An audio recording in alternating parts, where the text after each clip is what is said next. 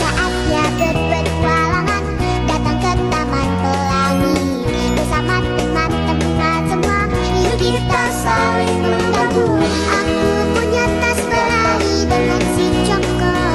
Bergegaslah ayo segera berpetualang. Saatnya rainbow. Assalamualaikum warahmatullahi wabarakatuh. Perkenalkan, nama saya Namila Margarini, NIM B1B1230052, Prodi Ilmu Pemerintahan, Fakultas Hukum Universitas Jambi. Di sini saya akan menjelaskan mengenai materi keuangan daerah.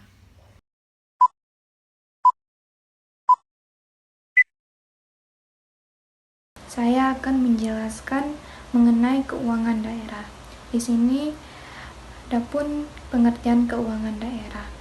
Keuangan daerah adalah semua hak dan kewajiban daerah dalam rangka penyelenggaraan pemerintahan dalam daerah yang dapat dinilai dengan uang serta segala bentuk kekayaan yang dapat dijadikan milik daerah berhubungan dengan hak dan kewajiban daerah tersebut. Di sini yang berarti yang dimaksud bahwa keuangan daerah meliputi semua sumber dan finansial yang dimiliki oleh pemerintahan daerah untuk menjalankan fungsinya. Selanjutnya, adapun pengelolaan keuangan daerah adalah keseluruhan kegiatan yang meliputi perencanaan, penganggaran, pelaksanaan, penatausahaan, pelaporan, pertanggungjawaban, dan pengawasan keuangan daerah yang diwujudkan dalam APBD. Anggaran pendapatan dan belanja negara yang selanjutnya disingkat APBN adalah rencana keuangan tahunan pemerintahan. Selanjutnya, adapun pengelolaan keuangan daerah. Siapa aja yang mengelolanya? Yang pertama ada kepala daerah. Kepala daerah ini sebagai pemegang kekuasaan pengelolaan keuangan daerah. Kepala daerah bertanggung jawab atas keseluruhan pengelolaan keuangan daerah dan mewakili pemerintah daerah dalam kepemilikan kekayaan daerah yang dipisahkan. Yang kedua, adapun sekretaris daerah berperan sebagai koordinator pengelolaan keuangan daerah. Sekretaris daerah membantu kepala daerah dalam mengkoordinasikan perencanaan, penganggaran, pelaksanaan, dan pengawasan keuangan daerah. Selanjutnya, adapun pejabat pengelolaan keuangan daerah atau PPKD, yaitu bertanggung jawab atas pengelolaan keuangan daerah secara teknis dan administratif. PPKD ini memastikan bahwa semua proses keuangan berjalan sesuai dengan peraturan yang berlaku. Yang selanjutnya, penggunaan anggaran atau PA, yang bertugas pejabat yang diberi kewenangan oleh kepala daerah untuk menggunakan anggaran yang telah dialokasikan dalam APBD untuk melaksanakan program dan kegiatan tertentu.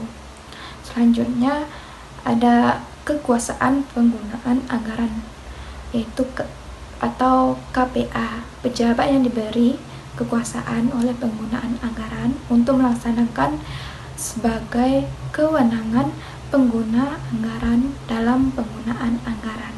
Selanjutnya, ada pejabat pelaksanaan teknis kegiatan atau PPTK, yaitu pejabat yang bertanggung jawab atas pelaksanaan teknis kegiatan yang didanai oleh APBD.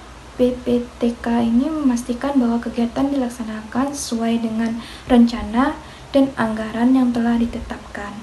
Selanjutnya ada pejabat penatausahaan keuangan satuan kerja perangkat daerah atau PPK SKPD, yang pejabat yang bertanggung jawab atas penatausahaan keuangan di tingkat SKPD PPK SKPD ini memastikan bahwa semua transaksi keuangan dicatat dan dilapor dengan benar. Selanjutnya ada pejabat penatausahaan keuangan unit SKPD atau PPK unit SKPD. Pejabat yang bertanggung jawab atas penatausahaan keuangan di unit kerja di bawah SKPD. PPK unit SKPD membantu PKK SKPD dalam mengelola keuangan di unit kerja masing-masing. Selanjutnya yang terakhir ada bendahara penerimaan dan bendahara pengeluaran. Bekerja sebagai bendahara penerimaan bertanggung jawab atas penerimaan dan penyetoran pendapatan daerah. Sedangkan bendahara pengeluaran bertanggung jawab atas pengeluaran dana untuk membiayai kegiatan yang telah direncanakan. Selanjutnya saya akan menjelaskan mengenai prinsip pengelolaan keuangan daerah. Yang pertama ada prinsip tertib. Dikelola secara tepat waktu dan tepat guna yang didukung dengan bukti administrasi yang dapat dipertanggungjawabkan. Selanjutnya efisien. Pencapaian keluaran yang maksimum dengan masukan tertentu atau pengguna masukan terendah untuk mencapai keluaran tertentu. Selanjutnya ada transparan. Prinsip keterbukaan yang memungkinkan masyarakat untuk mengetahui dan mendapatkan akses informasi seluas-luasnya tentang keuangan daerah. Adapun bertanggung jawab, itu perwujudan kewajiban seseorang atau satuan kerja untuk mempertanggungjawabkan pengelolaan dan pengendalian sumber daya dan pelaksanaan kebijakan yang dipercayakan kepadanya dalam rangka pencapaian tujuan yang telah ditetapkan. Selanjutnya ada prinsip keadilan, keseimbangan distribusi kewenangan dan pendanaannya. Terus kepatutan tindakan atau suatu sikap yang dilakukan dengan wajar dan proporsional. Terus ada manfaat untuk masyarakat, yaitu keuangan daerah diutamakan untuk pemenuhan kebutuhan masyarakat. Terus ada taat pada ketentuan peraturan perundang-undang. Pengelolaan keuangan daerah harus sesuai dengan ketentuan peraturan perundang-undangan. Adapun struktur anggaran pendapatan dan belanja daerah. Yang pertama pendapatan daerah, yang kedua belanja daerah, dan yang ketiga pembiayaan daerah. Akan dijelaskan selanjutnya. Struktur yang pertama yaitu pendapatan daerah. Pendapatan daerah ini meliputi semua penerimaan uang kas melalui rekening kas umum daerah yang tidak perlu dibayar kembali oleh daerah dan penerimaan lainnya yang sesuai dengan ketentuan peraturan perundang-undangan, diakui sebagai penambah ekuitas yang merupakan hak daerah dalam 1 tahun anggaran. Dalam pendapatan daerah ini terdiri atas beberapa pendapatan lainnya, yaitu pendapatan asli daerah, pendapatan transfer, dan pendapatan daerah yang sah. Dalam pendapatan daerah tadi ada pendapatan asli daerah. Yang pertama dalamnya ada pajak daerah, kontribusi wajib kepada daerah yang terutang oleh orang pribadi atau badan yang bersifat memaksa berdasarkan undang-undang dengan tidak mendapatkan imbalan secara langsung digunakan untuk keperluan daerah bagi sebesar-besarnya kemakmuran rakyat. Selanjutnya ada retribusi daerah, yaitu pungutan daerah sebagai pembayaran atas jasa atau perizinan tentu yang khusus disediakan dan diberikan oleh pemerintahan daerah untuk kepentingan orang-orang pribadi atau badan. Terus hasil pengelolaan kekayaan daerah yang dipisahkan dan lain-lain pendapatan hasil daerah yang sah. Terus ada pendapatan transfer. Pendapatan transfer ini terdapat 2, yaitu transfer pemerintah pusat dan transfer antar daerah. antar daerah ini terdiri atas pendapatan bagi hasil dan bantuan keuangan. Yang kedua ada struktur belanja daerah. Struktur ini untuk mendanai pelaksanaan urusan pemerintahan yang menjadi kewenangan daerah, yang terdiri atas urusan pemerintahan wajib dan urusan pemerintahan pilihan. Yang dimaksud urusan pemerintahan wajib di sini urusan yang berkaitan langsung dengan pelayanan dasar kepada masyarakat seperti pendidikan, kesehatan, pekerjaan umum, perumahan rakyat, dan ketentraman serta ketertiban umum. Selanjutnya ada urusan pemerintahan pilihan. Urusan yang dipilih oleh pemerintah daerah berdasarkan potensi dan kekhasan daerah masing-masing. Urusan ini bertujuan untuk meningkatkan kesejahteraan masyarakat dan memanfaatkan potensi unggulan daerah seperti pariwisata, pertanian, dan industri kreatif. Struktur yang ketiga yaitu pembiayaan daerah. Penerimaan yang perlu dibayar kembali atau pengeluaran yang akan diterima kembali baik pada tahun anggaran berkenan maupun pada tahun anggaran berikutnya. Sini terdiri dari penerimaan pembiayaan yaitu dana yang tersisa dari tahun anggaran sebelumnya yang dapat digunakan untuk menutup defisit anggaran atau membiayai kegiatan di tahun berikutnya.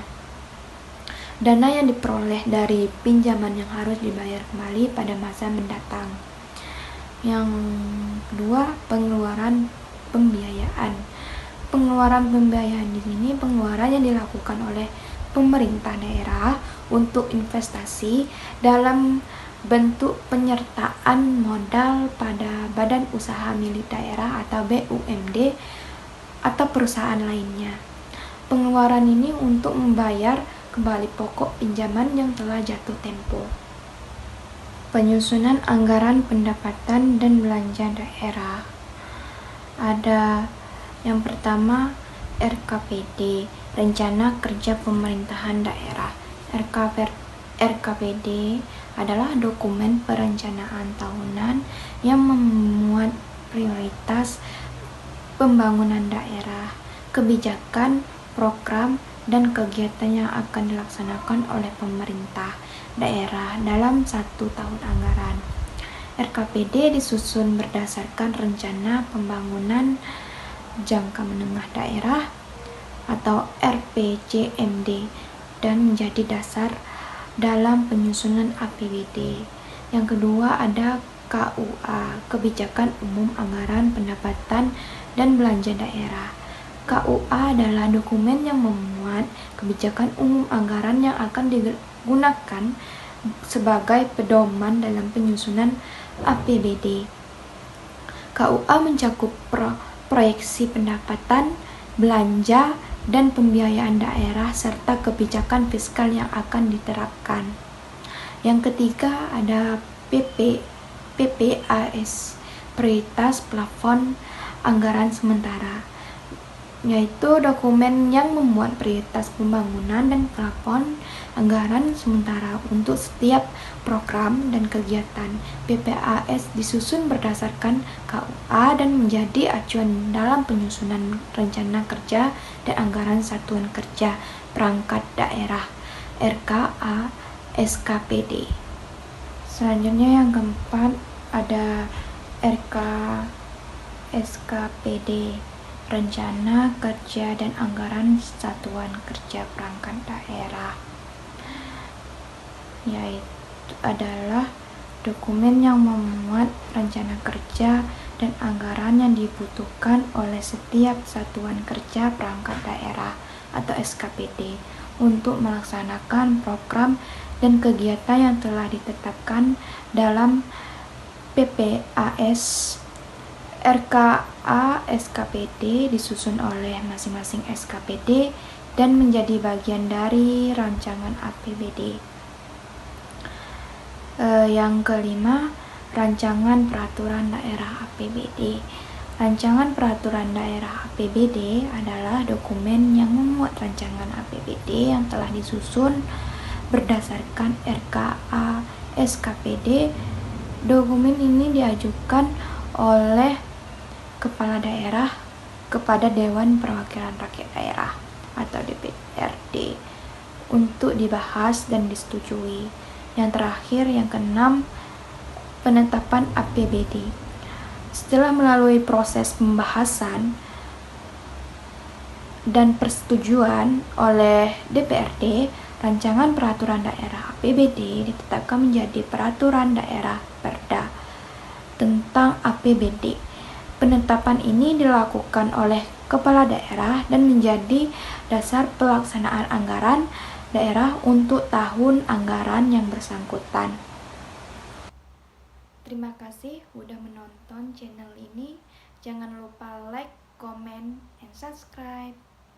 Wassalamualaikum warahmatullahi wabarakatuh. Dadah.